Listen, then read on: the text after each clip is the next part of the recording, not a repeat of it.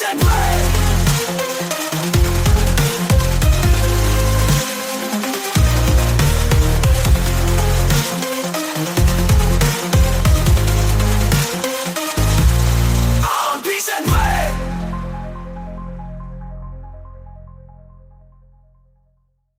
l'ai connu, il était déjà formateur, a participé aux conférences sur Montpellier, des conférences techniques du jeu vidéo que je co-organisais, qui s'appelait le Montpellier Unity User Group. Déjà à ce moment-là, il intervenait beaucoup sur notamment le fait d'enregistrer les conférences pour pouvoir les mettre sur YouTube et qu'un plus grand nombre puisse justement en bénéficier. Cette partie-là, c'était aussi de pouvoir enregistrer ses propres cours pour que d'autres élèves puissent y assister. Bonjour à toutes et à tous, bienvenue à un pixel près. Aujourd'hui, on retrouve Carl Fayeton pour parler de formation. Il est parti de formateur à maintenant directeur de l'école OXO à Narbonne. Et ce qui va être intéressant durant cet entretien, c'est justement de découvrir avec lui sa logique vis-à-vis de la formation, son rapport justement avec l'enseignement vis-à-vis d'élèves sur un cursus supérieur pour travailler dans les industries de la création ludique, et justement de discuter de pas mal de points, que ce soit quel est le point d'entrée pour les élèves, qu'est-ce qu'on fait comme première année, comment est-ce que en dernière année on est censé justement mettre un pied à l'étrier et travailler dans le jeu vidéo. Donc en tout cas, voilà, ce sera la thématique d'aujourd'hui, avec ce qui a amené Carl à la création d'une école. Aujourd'hui, tu as fondé ton école. Comment est-ce que tu vois justement ce découpage-là entre Carl Fayeton, le prestataire, et de l'autre côté, l'enseignant? Est-ce que pour toi, ça se combine, ou est-ce qu'au contraire, tu as vraiment ce truc de prioriser par exemple l'enseignement et d'avoir les prestations à côté? Oui, de toute façon, j'ai pas le choix, effectivement. C'est-à-dire que quand j'avais pas mon école, je travaillais pour des écoles montpelliéraines principalement, mais pas que. Hein. Je donnais cours à Carpentras aussi, voilà, donc un peu tout le sud de la France. Et où là, je pouvais d'année en année gonfler ou réduire mon activité en fonction de l'activité de game designer ou de développeur que j'avais à côté. Okay. Mais depuis que c'est mon école, de toute façon, il faut que j'y assure, je crois, un tiers des cours. Donc je prends pas mal de matières, je suis assez multicarte, donc je fais des cours de game design, de level design, de culture, de développement. Et petit à petit, je m'en détache, mais j'aime bien avoir les débuts, les premières années en intro. Et ça, en général, j'aime bien. Et c'est vrai que les profils de profs plus occasionnels, ou tu sais, des gens du milieu qui viennent donner cours, ils préfèrent plutôt, en général, avoir les dernières années qui sont un peu plus mûres et un peu plus facilement malléables. En tout cas, qui ont compris pas mal de choses qui sont un peu plus pro, quoi. Et moi, j'aime bien avoir le début plutôt. D'accord. Donc. C'est rigolo ça. Ouais. C'est rigolo parce que du coup moi j'aime bien avoir la fin, effectivement, comme tu dis. Ouais, oui. Puisque c'est plus facile, hein. Ouais, et puis pour faire des interventions éducation média en collège-lycée, et sûr. Ensuite travailler avec des jeunes adultes, le truc c'est que l'avantage des dernières années, c'est que il y a une zone de confort avec laquelle tu peux jouer, alors que quand ils sont tout jeunes, entre guillemets, la zone de confort, il faut la construire. Alors que moi, mon intervention pédagogique, elle consiste justement à faire sortir les gens de leur zone de confort dans un cadre contrôlé. Toi, par rapport à ça, l'école, c'est un moyen ou au contraire, c'est un aboutissement? En 2014, quand j'ai commencé à donner des cours, je savais que certes, j'étais à la recherche d'une activité professionnelle à temps plein, etc. Bon, évidemment, pour manger, mais j'ai toujours eu cette envie de transmettre. Ça m'a toujours travaillé, en fait. C'est-à-dire que même, déjà, petit, j'étais déjà insupportable et je faisais déjà des cours sans qu'on me demande. Donc, c'était insupportable quand c'est pas socialement ta place d'apprendre des trucs aux gens. Mais j'ai toujours adoré ça, en fait. Mais c'était jamais... En fait, c'est ça le truc, c'est que tu apparais très souvent quand c'est pas ta place comme quelqu'un d'arrogant, qui se sent supérieur, qui veut t'apprendre des trucs. Alors qu'en vrai, j'aime juste partager des trucs que j'ai compris et que j'aime bien les faire comprendre aux autres et voilà, et partager. Et d'ailleurs, les étudiants chaque année m'apprennent plein de trucs aussi, hein. Que ce soit sur le dev de jeu ou d'autres choses. Voilà, j'ai plein de zones d'ombre sur lesquelles je connais rien du tout. Genre, tu vois, par exemple, les jeux ultra compétitifs, j'y connais rien. Les MMO, j'y connais rien. Tu vois, donc j'apprends plein de trucs, en fait. Donc c'est un échange bilatérale. Et ça, j'ai jamais eu, je pense, la posture du prof qui est au-dessus, qui sait tout et qui est, tu sais, le vieux sensei et qui, si jamais les élèves s'accrochent assez à mes baskets, ils pourront grappiller à 1/100 de mon savoir. Enfin, c'est pas du tout l'esprit. Hein, je pensais, ce que je dis normalement à mes étudiants en début d'année, c'est le but, c'est qu'à la fin de la formation, vous soyez meilleur que moi. Au moins aussi bon, ça serait pas mal, mais l'idéal, ça serait que vous soyez meilleur. Ça serait mieux. Et c'est pas un état d'esprit qu'on a. Enfin, je veux dire, il y a une version très traditionnelle de l'enseignement où c'est pas ça. Tu vois, c'est t'as 10 sur 20 et puis on te fait pas chier et puis enfin voilà, l'étudiant il est pas forcément là pour dépasser en fait, il est là pour valider et qu'on le fasse pas chier après une fois que c'est validé quoi. Tu obtiens ton bac et puis après ce que t'as appris au lycée ne te servira plus jamais quoi. Moi c'est pas l'idée. Donc l'idée c'est que j'aime faire des trucs genre des jeux vidéo et j'aime transmettre cette passion et ce savoir-faire en fait qui est presque artisanal en fait. Hein. C'est un métier de l'artisanat qui est à mi-chemin si tu veux entre la création et le côté très technique. Donc j'ai toujours aimé transmettre ça. Et c'est vrai que quand j'étais à Angoulême, donc à l'Engmin, l'école nationale du jeu, je voyais tous mes camarades qui à la fin, pendant toute la formation, avaient les yeux tournés vers Ubisoft, vers les gros studios comme ça, à essayer d'aller grappiller une place là-bas, etc., à partir au Québec, etc. Et moi, j'étais un de ceux qui regardait plutôt en arrière en me disant, cette école-là, je vais regretter de plus être dedans. Et j'aime bien ce milieu en fait. Après, moi, j'étais aussi un des rares qui était heureux à la fac. Hein. Je veux dire, la fac en général, ça déplaît à beaucoup de gens pour plein de raisons tout à fait valides. Hein. Mais moi, j'aimais bien ce lieu où j'étais en fac de lettres. Hein, donc, j'étais en fac de cinéma dans la fac de lettres. Donc vraiment les branlos ultimes, tu vois. Mais en fait, j'adorais ce qu'on y faisait. J'adorais ce qu'on y faisait parce que. Je voulais pas le dire. Non, mais c'est vrai. Mais tu vois, parce que contrairement à une fac de médecine ou même à comparer au cinéma, tu vois, si tu veux vraiment bosser dans le cinéma, faut pas faire une fac de cinéma, faut faire un BTS audiovisuel.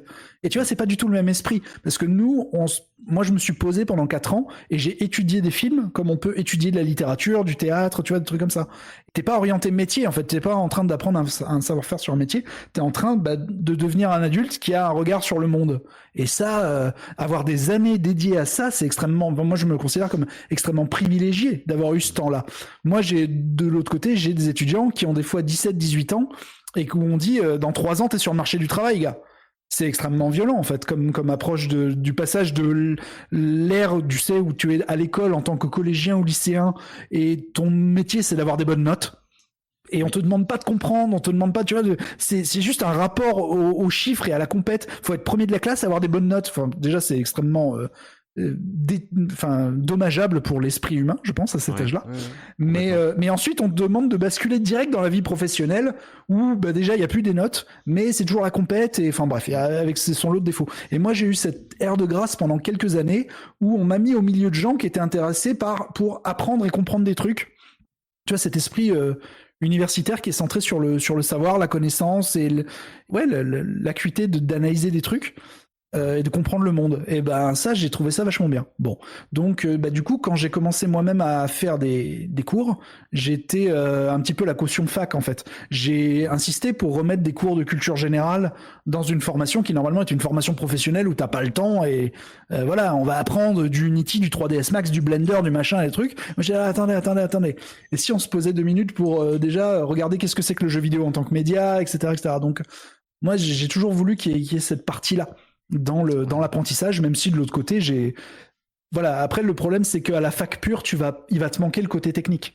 À partir du moment où tu sors de la fac, il te manque encore quelques briques pour pouvoir vraiment commencer à bosser, là où bien effectivement sûr. Un BTS c'est l'inverse, c'est-à-dire que comme tu dis, tu sors de là, tu es censé être en capacité de bosser, mais par contre t'as pas le lore en fait. Non, t'es un technicien. Ton métier, c'est ça. Mais c'est là où en fait on a différents points de vue selon en fait les intervenants, selon les formateurs, formatrices. Tu as vraiment différents points de vue sur la finalité des choses. C'est pour ça aussi que d'une école à l'autre, on va avoir des philosophies différentes. Ouais, tout à fait. Justement, ton enseignement, avoir sa propre école, ça modifie en fait ton approche de l'enseignement ou pas du tout? Il y a plusieurs choses. En fait, le principal souci que j'avais dans les autres écoles où je donnais cours en tant que simple prof et où franchement il y avait des choses qui se passaient très bien, hein, c'est que quand il y a des choses qui se passent pas comme t'aimerais, tu ne restes que le prof. et donc t'as pas le pouvoir de décisionnel de faire quelque chose. Tu peux proposer, bon, souvent c'est refusé, gentiment, mais voilà. Donc en fait, c'est pas tellement en tant que prof, mais plus le fait d'être directeur et d'avoir les clés en fait, d'avoir les clés du truc. Et donc si je veux changer un truc, bah paf, c'est changé. Donc ça donne une... Et je pense que j'aurais pas voulu faire ça tout de suite. C'est-à-dire que c'est pas une ambition de je sais pas quoi, de monter une entreprise, de faire un business, machin et tout. C'est pas du tout ça. C'est juste d'avoir les clés. En fait, l'activité de directeur, elle me plaît pas tant que ça. Moi, ce que j'aime, c'est être en cours avec les étudiantes et les étudiants. C'est vraiment transmettre ce savoir-faire, etc. Ça c'est vraiment cool. Après, le job de directeur, personne voulait le faire, donc je le fais, quoi. Mais par contre, t'as le job de directeur et t'as aussi la prise de décision. C'est-à-dire que t'as un job au quotidien de diriger une école, ce qui prend 7 jours sur 7, 24 sur 24 et qui fait des cernes comme ça.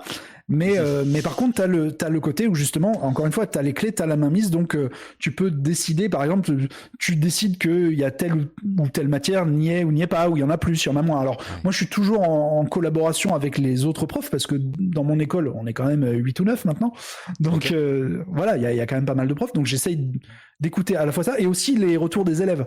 Parce que justement, les élèves qui nous disent, bah voilà, on peut avoir un peu trop de ci, un peu pas assez de ça, ou la pédagogie de tel enseignant nous va ou nous va pas. Enfin voilà, on peut ajuster beaucoup plus vite, quoi.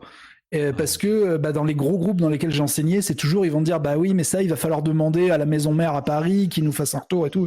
Et en fait, t'avais jamais rien, parce que en fait, le paquebot est trop gros pour qu'il change de direction pour suivre la métaphore du Titanic. Ouais, ils savent pas faire, voilà. et c'est ouais, c'est ça. Alors après, c'est ce que je dis toujours, c'est enfin avoir l'occasion de faire ses propres erreurs. C'est pas les erreurs des autres, c'est les miennes. C'est-à-dire que je peux me tromper, je suis pas parfait en fait. J'ai fait un diagnostic au bout de 10 ans à enseigner dans ce milieu-là. Je me suis dit, ok, si je devais faire le truc moi-même, je le ferais comme ça. Et du coup, j'applique les principes que j'ai, mais j'ai pas dit qu'ils sont parfaits et que voilà, j'en sais rien. Et d'où l'intérêt d'ajuster en permanence avec les autres profs et les étudiants. L'idée c'est c'est comme une recette de cuisine, quoi. C'est en perpétuelle évolution. Et puis faut surtout pas oublier. Et je pense que des fois on l'oublie un peu dans ces grosses écoles. Surtout plus l'école est grosse, plus elle a. Comment on dit c'est Astérix qui disait, vous savez, plus l'armée est puissante, plus la nourriture est mauvaise. C'est ce qui maintient les guerriers de mauvaise humeur. Et du coup, il goûte et il fait, waouh, je savais pas que l'armée romaine était aussi puissante. J'adore cette réplique. Okay. Mais en fait, t'as vraiment faut pas oublier que les étudiants en fait restent nos clients. C'est-à-dire qu'en fait c'est pas l'éducation publique, c'est de l'éducation privée, ça coûte cher et en fait c'est eux qui payent nos salaires directement. Et donc moi j'ai un respect infini pour ces gens qui nous font confiance pour leur avenir professionnel et qui payent nos salaires et sans qui je pourrais pas payer mon loyer, etc. Donc en fait je suis basiquement à leur service et je dis aux autres profs, vous êtes à leur service. Ça veut pas dire qu'il faut tout leur passer, etc. Mais généralement les étudiants sont des gens raisonnables avec qui on peut tout à fait discuter, mais il faut pas oublier que notre seule préoccupation doit être leur avenir professionnel, c'est tout. Genre le reste on s'en fout, quoi. Le reste c'est que de l'image, quoi. D'ailleurs, j'ai vu une différence de philosophie pas plus tard que la semaine dernière, où en fait, tu sais, avec ce que je fais dans la vie, je suis invité par différentes écoles, etc.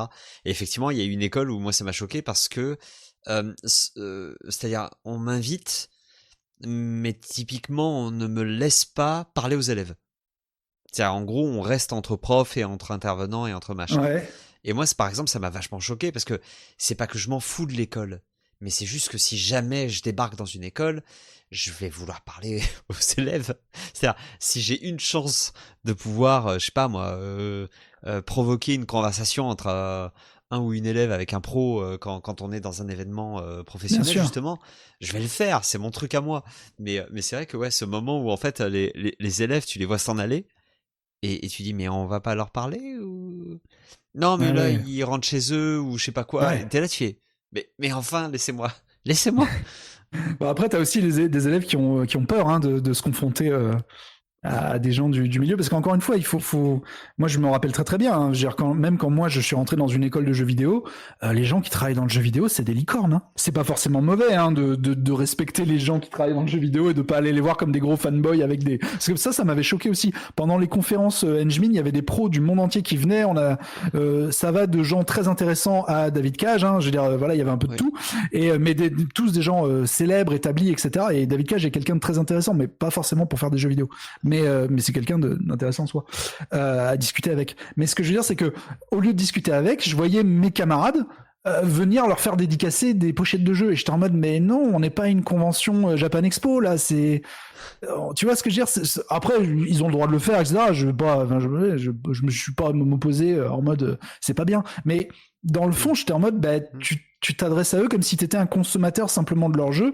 Or tu es potentiellement un futur collègue et je sais pas, ce rapport là, faire un selfie avec et faire une dédicace sur une boîte de tes jeux, je sais pas, moi ça me, je sais bon, c'est pas mon truc. Bon déjà c'était pas mon truc, mais je laisse les autres faire. Mais ça crée un rapport qui est bizarre, je trouve, parce que encore une fois t'es pas juste un gamer qui vient faire le fanboy quoi. Pendant mon projet de fin d'études en 2011, ouais, ça remonte, donc à l'Engmin à Angoulême, on a eu la visite par exemple de pros, mais parmi eux il y avait Eric Chahi. Eric Chahi qui est une personne que j'admire du plus profond de mon être, et je lui avais montré mon jeu. Voilà, c'était un. Donc déjà j'étais tout fier parce que c'est un. Dans les 6 jeux de fin d'études, parce qu'on est en groupe, c'était un des 6, c'était le mien, quoi. C'était un de mes, moi qui étais à l'initiative du projet, donc c'était un peu mon bébé, même si j'ai beaucoup inclus ce que voulaient faire les gens de l'équipe, mais voilà, j'étais quand même assez content d'avoir su porter le truc jusqu'au bout, trouver une équipe, etc. Et donc ça a fini par être sélectionné pour être un des 6 projets de fin d'études de cette promo-là. Et donc j'ai montré mon projet à Eric Chahi. Et basiquement, bon, c'est un jeu à la première personne où les créatures réagissent quand tu les regardes ou quand tu les regardes pas. Aujourd'hui, c'est très basique, mais en 2011, c'était assez nouveau. Voilà, mais aujourd'hui, il y a plein de jeux qui font ça. Et donc Eric Chahi, la première réaction qu'il a eue en voyant mon jeu, c'est mais parce que moi j'étais en plein dans la méthode Ubisoft, le rational game design, la position des ennemis, le machin, l'équilibrage, la difficulté, nanana. Et il m'a dit mais tes créatures là, quand le joueur est pas là, elles font quoi? Et ça, je trouve ça incroyable comme remarque, parce que d'un coup il y a tout mon monde, tout ce que je croyais savoir du game design qui s'écroule. Et en disant bah oui, mais si tu veux un univers cohérent, il faut qu'il y ait une raison à ce que les créatures soient là. Enfin, tu vois, c'est pas Mario, quoi. Tu vois, c'est pas les Goombas en cette forme-là parce que tu sautes dessus, tu vois. Et c'est vrai que Chahi, moi, je l'avais croisé quand j'étais à Ubi, mais je savais pas que c'était lui. Voilà. Donc en fait moi je discute, je tape la conversation, tout ça. Ouais, salut, je m'appelle Eric. Voilà. C'est ça, et ouais, puis en plus lui il est en mode je suis sur le projet From Dust. T'es là, tu fais moi je suis sur les lapins crétins, la grosse aventure. T'es à gauche toi, moi je suis à droite là-bas. Puis c'est tout quoi. Puis après évidemment on avait un peu plus discuté, j'avais compris. J'ai un de mes cours de culture, c'est je montre des visages à mes étudiants et ils doivent deviner qui c'est et quel jeu il a créé, parce qu'on connaît pas les têtes. Oui, exact. Au mieux, on connaît les noms, mais en fait, souvent, le grand public, ça aussi, c'est un problème, c'est qu'il y a très peu de visibilité. C'est-à-dire que le grand public, il connaît l'éditeur. D'ailleurs, il pense que c'est les développeurs. Il voit Electronic Arts, il pense que c'est un jeu Electronic Arts, que c'est eux qui font. Il y a un gros studio qui s'appelle Electronic Arts, et ils font des jeux. T'es là, pas du tout, en fait. Ouais. Donc, déjà, la première étape, connaître le nom du studio de développement. Déjà, et ensuite, la deuxième étape, c'est... Ouais, c'est ça. Ubisoft, c'est un éditeur. Oui, c'est aussi des développeurs. Hein. Oui, c'est ça. Voilà. Et du coup, j'étais en mode, oui, mais c'est un jeu Ubisoft, d'accord, mais un jeu Bordeaux, Montpellier, Montréal, Montreuil, voilà. Ouais. Et c'est des fois multiples, hein, évidemment. Voilà. Et donc, je montre les têtes parce que deuxième étape, connaître le nom du studio de développement. Troisième étape, connaître les noms des gens importants dans le projet. Par exemple, j'ai des étudiants, ils me disent, moi, je suis fan de tel jeu. Je dis, ok, qui l'a fait? Mais ils me font, c'est un jeu, je sais pas quoi, Ubisoft ou Electronic Arts. Non, qui l'a fait? Tu vois? Et dernière étape, en fait, je dis, mais il va falloir que vous connaissiez leurs têtes, parce que vous allez les croiser dans des conventions. Et si vous les reconnaissez pas, vous loupez tellement de trucs. Bon, mais c'est vrai que... Et d'ailleurs, ça a fait très bizarre. En 2014, j'étais au Toulouse Game Show et je croise Fabien Del Piano, mais moi je sais qui c'est parce que j'ai déjà vu en interview, je connais sa tête et tout. Et il regarde un con qui le fixe comme ça. Alors lui, c'est un chauve en train de monter un stand, tu vois. Tu pourrais te dire, c'est un technicien du Toulouse Game Show. Et moi, je le regarde avec un grand sourire. Il fait, mais qu'est-ce qu'il me veut, quoi? Je fais, bonjour, vous êtes Fabien Del Piano, vous êtes le président de Pasta Games, j'adore vos jeux et tout. Le mec, il a fait une sourire, une banane, tu vois qu'il était heureux. Et voilà, je suis jamais allé travailler chez eux parce que c'était pas mon objectif à l'époque. Mais voilà, il faut connaître les têtes des gens. Surtout qu'en France, t'as 10 000 têtes à retenir, ça va, ça se fait. Ça va. 10 000, c'est quoi? C'est ça. Souvent, ce qui va être important dans la relation avec les pros, c'est effectivement d'avoir le contact. J'ai déjà eu des contacts. Alors, je dis pas que c'est ce que t'as fait, hein, évidemment, mais j'ai déjà eu des contacts avec des gens qui essayaient de m'envoyer directement, qui me filent leur carte de visite avant qu'on ait une discussion. Là, tu fais, alors, c'est cool, mais des cartes de visite, j'en ai plein. Là, je crois, si je fouille un peu, j'en ai du ministère de la Défense même. Donc, du coup, il me faut un lore autour de cette carte-là, et c'est pareil pour le CV d'ailleurs. Il faut un lore autour du CV, un narratif, et c'est vrai que déjà t'as ça, et ensuite, effectivement, il y a souvent ce truc-là de se dire, les pros, ils sont nécessairement entre guillemets disponibles mentalement, notamment dans les entretiens d'embauche où vous êtes super stressé, mais en réalité la personne en face, ça se trouve elle a 15 000 problématiques, y compris de savoir si vous êtes la bonne personne. Et du coup les questions c'est moins pour vous mettre au pied du mur que pour se convaincre que ça y est ils ont trouvé, tu vois, parce que des fois c'est pas évident. Justement, t'as toujours voulu créer une école ou t'as eu un truc de bon tant pis je vais le faire. Euh, le déclencheur, c'est que on m'avait proposé de prendre la direction d'une antenne d'une école. Ah, ok. Et que ça s'est pas fait. Mais en fait, c'est ce moment-là où j'ai basculé en me disant, ah bah oui, mais du coup, je suis maintenant au bout de, ça faisait 7 ou 8 ans déjà. Ouais, c'est ça faisait 8 ans. Et je me suis dit, ah mais en fait, ouais, j'ai enfin l'opportunité, on me fait suffisamment confiance pour te dire, ouais, tu peux gérer le truc, quoi. Pour se différencier à l'époque, je pensais même faire une école de jeux vidéo spécialisée dans la VR. Non pas que je sois fan de la VR, mais je me disais, ça nous donnera un facteur différenciant parce que y en a aucune autre. Donc il y en a aucune qui est spécialisée là-dedans. Du coup, on pourrait faire les meilleurs Français en VR, les meilleurs travailleurs français et travailleuses françaises en VR, spécialisés en VR. Et puis c'est pas un domaine qui va s'écrouler, c'est pas un domaine ultra porteur, c'est très compliqué, etc. Mais ça va pas s'écrouler. C'est plutôt en expansion lente. Donc ça me paraissait bien. Finalement, j'ai pas fait ça, mais j'avais fait les plans. J'avais fait tous les plans pour faire un cursus là-dedans. Et notamment, par exemple, j'y ai immédiatement intégré du sound design, qui n'est dans quasiment aucune école de jeux vidéo. Il n'y a jamais de sound design. Et ça me révolte que dans un truc d'audiovisuel, l'audio, on verra après. Ouais. Mais vous êtes fous. Et bon, voilà. Et ben notamment là dans l'école que j'ai créée, il y a du sound design pour tout le monde, 4 heures par semaine dès la première année. Ouais, il y a bruitage, il y a musique, il y a un peu de tout, quoi. Et même s'ils ne deviendront pas sound designers, je veux qu'ils aient une culture de ça, parce qu'il y a trop de travailleurs de jeux vidéo qui ne comprennent rien à ça, dont moi. Et ça m'énerve. Ouais, mais il y a vraiment, je sais pas, les sons, c'est toujours à part, tu vois. Déjà, le premier truc qui m'a choqué, c'est des ingénieurs son. Alors des fois, ils composent la musique. Du coup, c'est plutôt des artistes, non? T'es là, mais non, on est ingénieur. Bizarre, ok. Alors que moi, justement, ce que j'aime bien dans le jeu vidéo, c'est que tout le monde est artiste et ingénieur, en fait. C'est les deux en même temps. Et justement, cette dichotomie qui est faite très tôt dans l'éducation française, où t'es soit l'un, soit l'autre, elle a pas lieu d'être. Dans le jeu vidéo, t'es le meilleur quand tu sais faire les deux. Et en son, c'est exactement ça. C'est un truc qui est très technique et très artistique. Le son, c'est que de l'émotion. C'est un accès direct aux émotions dans le cerveau. Donc, si t'as pas une fibre artistique, c'est mort, quoi. Donc voilà, donc il y a déjà ça, et il y a le fait que même à l'engine, tu sais, les gars qui étaient en son sont toujours un peu à part, ils se mêlent pas aux autres, enfin c'est, je sais pas, il y a une, tu vois, il y a autant des fois les gens de l'image et les programmeurs ils peuvent, ils se tirent la bourre mais ils se comprennent un peu quand même, tu vois, autant les gens du son c'est vraiment, tu vois, c'est genre une catégorie à part quoi, et je comprends pas ça. Donc moi j'essaye de les remixer et de les refaire venir dans la soupe principale quoi.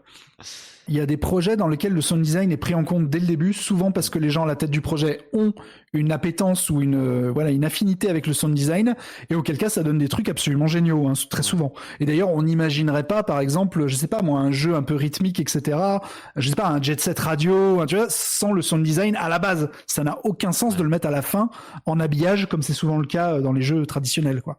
Ouais. Donc ça apporte toujours, et en plus, non mais il y a vraiment, si tu travailles ton sound design, tu vas plaire tellement plus. Enfin, je veux dire, t'as les beaux graphismes qui attirent un peu le chaland, les screenshots, etc. Ça attire un peu, mais ce qui fait que tu restes, le son, vachement plus. Ouais. Tu vois, c'est tellement puissant, quoi. C'est ça. Dites-vous que j'ai des élèves, quand je leur ai dit que j'avais des SD sous la main, ils m'ont dit pourquoi faire. Je te rassure, il y a une école, quand j'aurais dit que je faisais du marketing, ils m'ont dit pourquoi faire en forme de game designer. Tu fais, oh mon Dieu. Le marketing, c'est aussi une façon de comprendre le contexte dans lequel vous développez vos idées. Bref, je m'énerve pas. Ça manque souvent d'ailleurs. C'est justement un des trucs qu'il faudrait que j'intègre dans les années supérieures, parce que je pense qu'en année prépa au tout début, là, dans mon école, c'est pas forcément la peine de leur mettre ça tout de suite. Mais par contre, avant qu'ils en sortent, quand ils préparent notamment leur projet de fin d'études, etc., c'est essentiel d'avoir des notions de marketing. C'est même aberrant de pas en avoir, quoi. C'est terrible en fait, ces corps de métier où en fait le jeu vidéo c'est un art collectif. Et justement, d'avoir des écoles qui ne comprennent pas la partie collective de l'art. Ouais, tout à fait. Mais je pense aussi que faut, dans l'esprit des gros groupes standardisés d'écoles de jeux vidéo, en fait, ils te font miroiter une place chez Ubi en tant que technicien, tu vois, au fin fond de maillon de la chaîne. Ils disent tu pourras monter après, mais tu vas commencer là, et donc du coup t'as pas à réfléchir, et t'as pas, tu vois, pourquoi t'occuper du marketing? C'est Ubi qui s'en charge, c'est pas toi tu fais la poubelle de l'ouverture de la porte du 3e niveau. Et du coup quand on forme des gens pour ces postes-là, c'est très bien, hein, puisqu'il en faut, du coup on se dit pas ah oui mais peut-être qu'à la sortie ils voudront peut-être fonder leur studio, faire un premier jeu, etc., tu vois. Et là pour le coup ils sont pas du tout prêts, hein. Genre vraiment c'est le baptême du feu, quoi. Faudrait leur apprendre à se vendre aux jeunes. C'est typiquement ce que je fais moi dans certaines écoles, effectivement. C'est avec les entretiens simulés, avec l'expression orale, avec le marketing, où en fait je fais systématiquement le rapport entre le marketing dont ils auraient besoin si c'était un studio, dont ils auraient besoin s'ils étaient en freelance, mais aussi dont ils ont besoin parce qu'en fait ça leur aide. C'est ça, pour comprendre en fait le contexte dans lequel ils évoluent. Et ça c'est super important. Idéalement, moi j'ai envie de tout mettre, hein, en année prépa et tout. Tu te dis mais il leur faut tout de suite. Et là oui, alors attends, on va construire les marches quand même, parce que certes tout est vachement génial et important, etc. Mais à un moment donné tu fais des priorités. Alors par exemple j'ai mis du sound design, il y a plein de gens qui m'ont dit c'est inutile. À la limite que tu fasses une formation de sound design, pourquoi pas, mais emmerder des gens qui veulent être graphistes avec du son, oh là là, c'est du temps perdu. Moi je suis pas d'accord. Ouais, carrément. Oui, mais en vrai, si on avait un temps illimité, je mettrais du marketing, je mettrais tout en fait, hein. C'est juste qu'il a fallu faire des choix, hein, c'est tout. Et peut-être aussi que j'ai pas une affinité avec le marketing et que souvent les écoles prennent la couleur de leur directeur ou directrice. Moi j'ai souvent enseigné dans des écoles de jeux vidéo où le directeur c'était un game artiste ou un artiste tout court d'ailleurs, et du coup tu voyais une coloration art très très nette de l'école, alors que de base il y a quand même une formation de programmeur et tout, mais ils ont 3 fois moins de cours. Tu fais c'est quoi ce, tu vois, mais parce qu'en fait tu prends la couleur de la direction, c'est normal, et donc moi j'assume ma couleur, hein. Donc peut-être qu'effectivement le marketing c'est le truc où je m'y connais le moins et où en fait au contraire il faudrait beaucoup plus, parce que moi c'est pas du tout mon domaine, et rien que mon école, tu regardes comment je fais le marketing de mon école, c'est mort, c'est pourri. Donc tu sens que c'est pas ma fibre à moi, quoi. Ouais. Donc peut-être que ça se reflète aussi dans le fait que je veuille pas en mettre tout de suite, alors qu'en fait il en faudrait. Je suis d'accord. Mais c'est aussi le fait que si tu crées pas des marches et des paliers et avec un ordre et pas tout apprendre en même temps, en fait tu les bourres avec 50 heures par semaine de tout et ils apprennent rien en fait, parce qu'il y a trop de trucs, quoi. Mais même si moi je serais évidemment d'avis de tout mettre et que tout est intéressant potentiellement, même dès le début. Cet entretien touche déjà à sa fin. Je suis très pressé de retrouver Karl Phaéton sur un pixel près, parce que justement il y a beaucoup de choses à dire, à la fois sur la formation et d'une façon générale avec Karl. C'est très facile de discuter de pas mal de sujets, d'essayer de trouver des pistes de réflexion. En tout cas, en attendant de pouvoir retrouver Karl et évidemment d'autres épisodes sur Radio Clapas, je vous souhaite une superbe fin de journée.